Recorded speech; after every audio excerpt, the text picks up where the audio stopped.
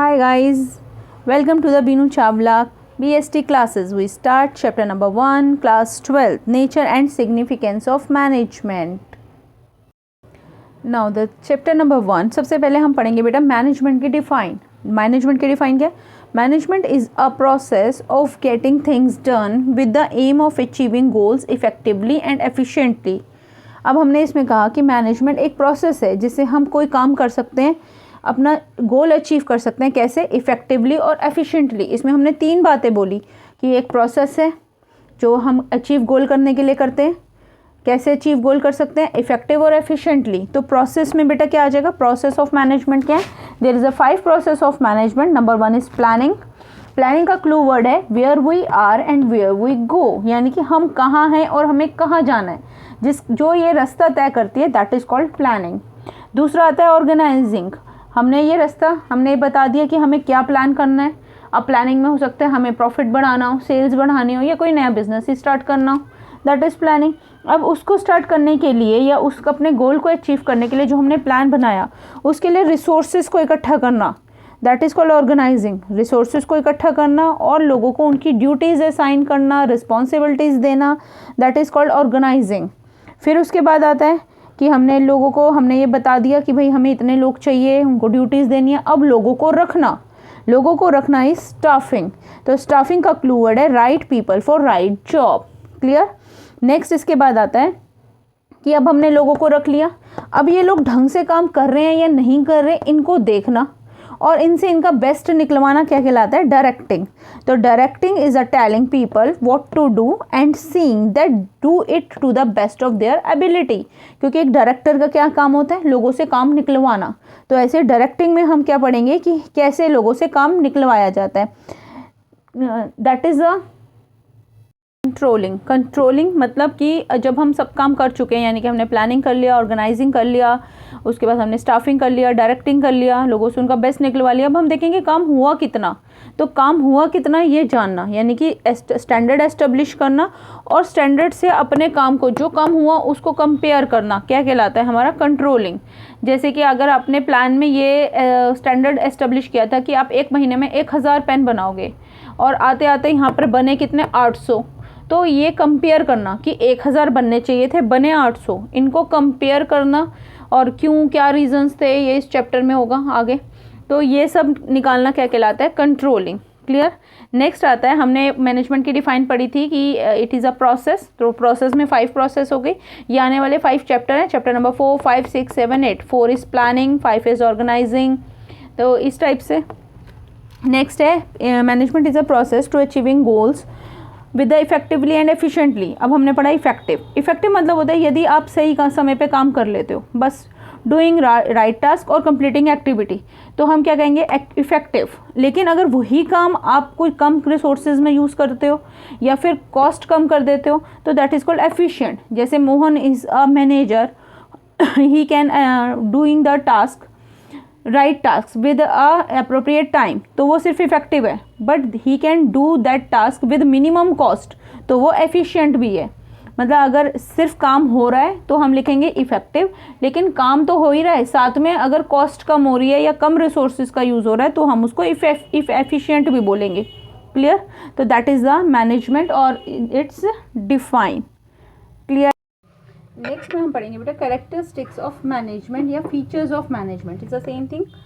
ये इसके तो 4 जो हैं दैट इज़ गोल्डन रूल. मतलब कि ये 4 चीज़ें जो हैं, आप कहीं पर कुछ भूल जाते हो किसी चीज़ के कैरेक्टरिस्टिक, तो आप वहाँ पर भी अप्लाई कर सकते हो. फर्स्ट है management is a goal oriented process. Natural है मैनेजमेंट हम कुछ गोल के लिए कर रहे हैं. हम गोल सेल्स बढ़ाना, प्रॉफिट बढ़ाना, या कुछ अपने बिजनेस को आगे बढ़ाना.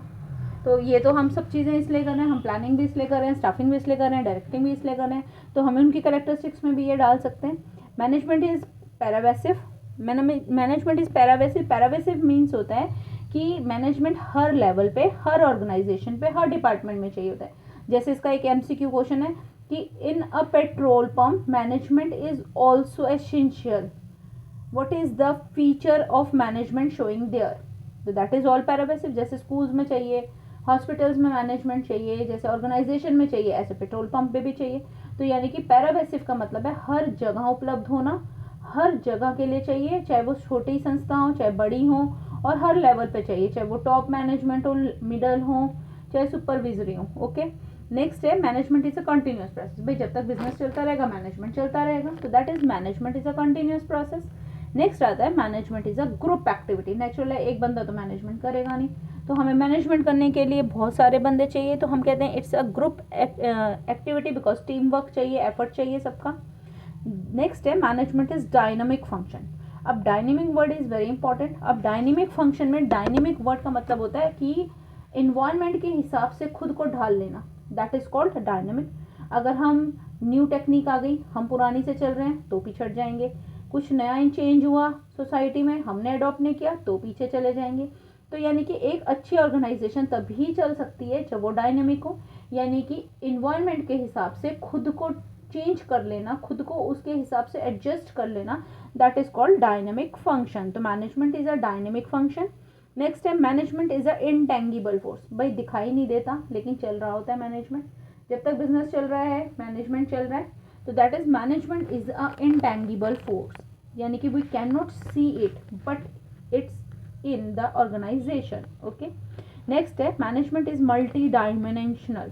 मल्टी डायमेंशनल मीन्स कि सिर्फ एक चीज़ नहीं, सिर्फ एक व्यक्ति नहीं चला सकता, it is a people, work और मैनेजमेंट, तीनों मिला के, मतलब management of work, management of people, management of production, हर जगह मैनेजमेंट चाहिए होता है। तो ये जो मल्टी डायमेंशनल मतलब है कि इसके अंदर 3 डायमेंशंस होते हैं, management of work, management of people and management of operation. इसमें वैसे 3 या 4 ही कैरेक्टरिस्टिक आती हैं, लेकिन अगर केस स्टडी में इट्स ये जो 4 हैं, ये जो 5 हैं, फर्स्ट 5 इज़ वेरी इंपॉर्टेंट, ये आप याद कर लेना। Goal oriented, pervasive, continuous, group activity और डायनेमिक, ये बार बार रिपीट होंगी। तो that is the characteristics and features of management. The next topic is objective of management. Objective यानी कि उद्देश्य। मैनेजमेंट के उद्देश्य क्या होते हैं? देयर से 3 उद्देश्य होते हैं या 3 ऑब्जेक्टिव्स होते हैं। फर्स्ट इज ऑर्गेनाइजेशनल, जिसको हम इकोनॉमिक ऑब्जेक्टिव भी कहते हैं। ऑर्गेनाइजेशनल यानी कि उसका अपने खुद के प्रति आपका, जैसे आपकी अगर कोई ऑर्गेनाइजेशन है तो उसके प्रति आपका क्या हमारा ऑब्जेक्टिव होगा।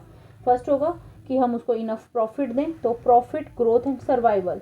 प्रॉफिट यानी कि अगर केस स्टडी में है कि कॉस्ट कवर कर रहे हो और इतना पैसा कमा रहे हैं कि रिस्क कवर हो रहा है आराम से, दैट इज़ प्रॉफिट।